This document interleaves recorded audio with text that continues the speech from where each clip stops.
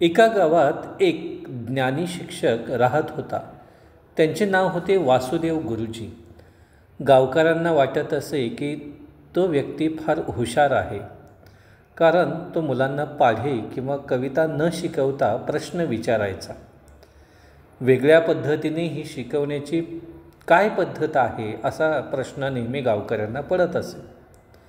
कधीकधी गावकऱ्यांना काही कळेना, पण त्यांचे विद्यार्थी मात्र वेगळेच हुशार असायचे, शहाणे असायचे.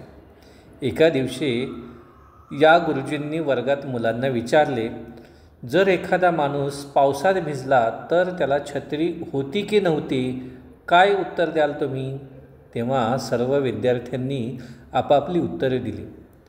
त्यामध्ये एक जण म्हटला, होय, त्यांच्याकडे छत्री नव्हती, कदाचित त्यांनी छत्री उघडली नसेल, तो मुद्दाम भिजला असेल. अशा पद्धतीची उत्तरं विद्यार्थ्यांकडून प्राप्त झाली.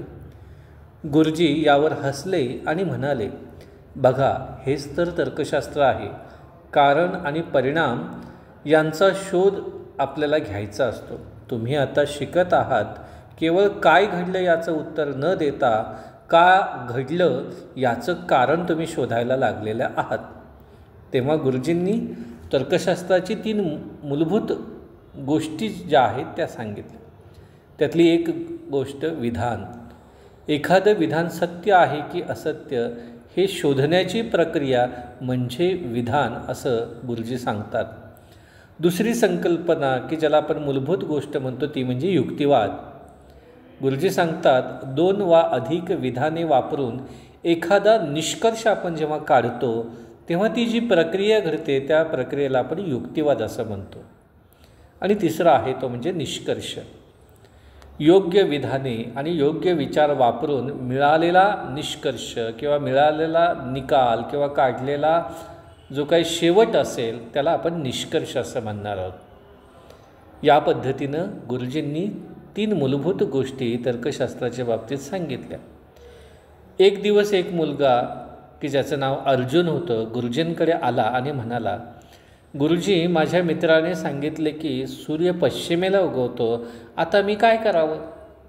निश्चितच असा प्रश्न ज्या विद्यार्थ्याला पडला त्याची उत्सुकता जी त्याच्या चेहऱ्यावर दिसत होती ती गुरुजींना कळाली.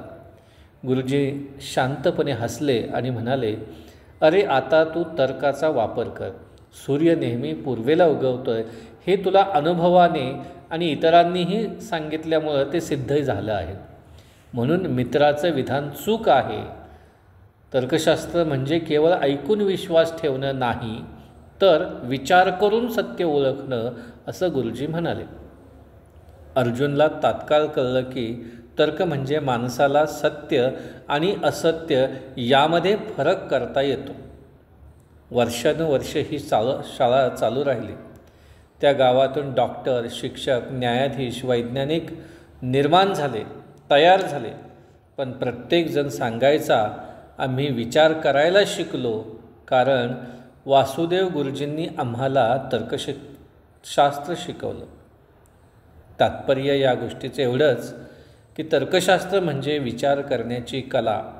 हे आपल्याला केवळ वादात नाही तर रोजच्या आयुष्यातही योग्य निर्णय घ्यायला शिकवते. युक्तिवाद, निरीक्षण आणि निष्कर्ष यांच्या साहाय्याने आपण जगातील सत्य उलगडू शकतो.